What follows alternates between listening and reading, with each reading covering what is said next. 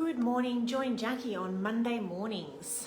Welcome to another week. We've had quite a cold snap at the end of last week and it's almost like, well, winter's here. Bam, hi. Facebook again is not providing full features, so I don't know why it continually comes and goes. But anyway, we're here live regardless. So I do join Jackie Monday mornings. Short snippets of legal information. If there's a topic you specifically want me to cover, please ask. You can do that by direct messaging the page here, or you can contact us directly. Our link to the website is on the page, and if you go to meet the team or our locations, those two pages on our website have all our email addresses, so you can email us directly from there. So what am I talking about today? Well, I've focused a little bit on alternative dispute resolution the last couple of weeks and what that involves. And today I'm talking about, preparing for a mediation, if you've decided to go to a mediation. Now, mediation is a wonderful process and it has a very high success rate. But your experience of it can be very different depending on how well you prepare. That's what we're talking about today. It will also depend, your experience, on how far along the dispute is when you get to mediation. So, for example, the earlier you try and do mediation, usually the better, the more likely you're going to be to resolve it and issues aren't going to escalate as much as it could, another 6 months down the track. And the issues are potentially going to be more finite as well, rather than a whole lot of things being built up over time. So early stage mediation, generally without a lawyer, is probably better, but you may have lawyers involved at that point as well. Versus a late stage mediation, which is usually court ordered, and this is usually a last ditch effort to try and resolve it. And these mediations at the last minute have a lot more pressure, and the experience is not a great experience. It is very, very stressful.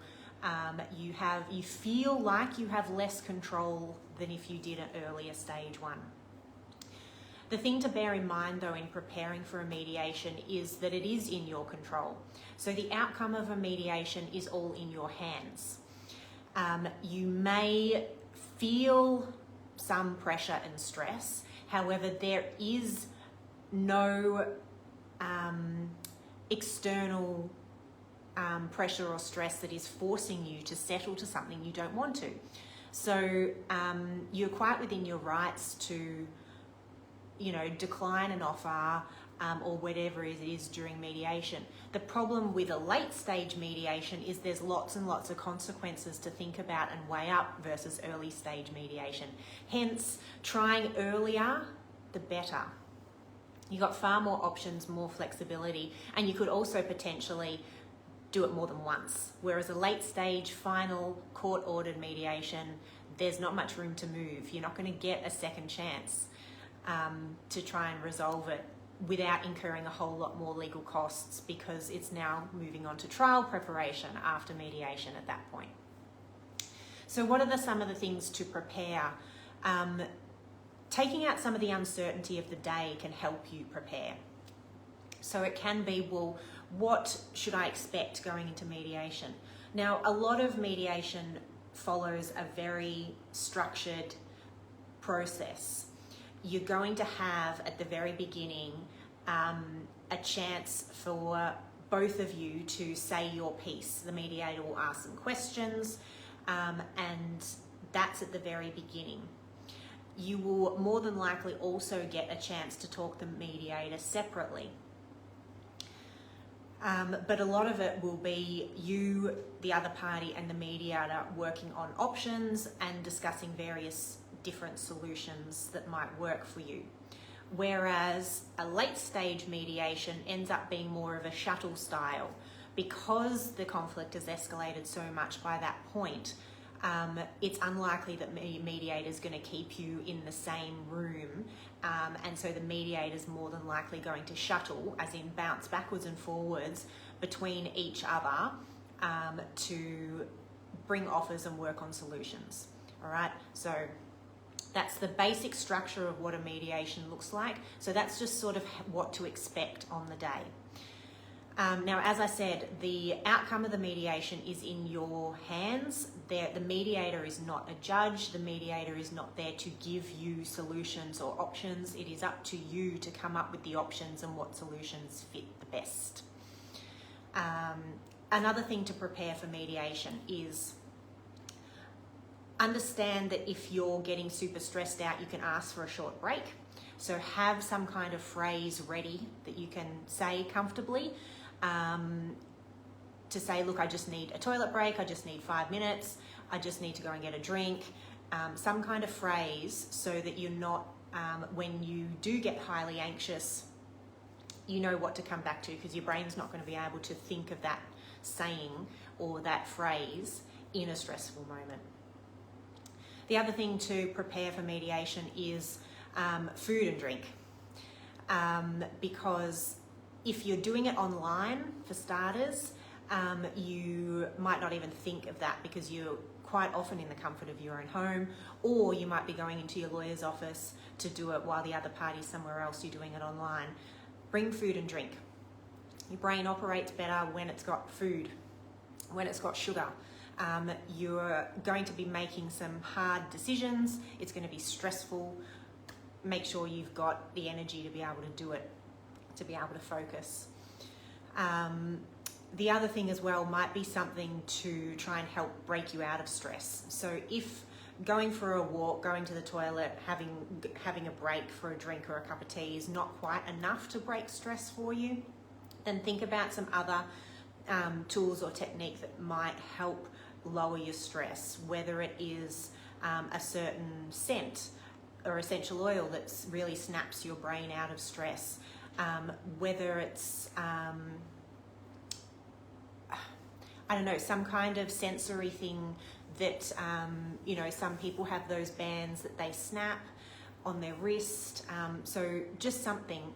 And if you don't have a technique like that, then have a look around, because there's lots of techniques to try and break a stressful pattern in your brain to bring you back to the present so that you can actually be your best in the mediation.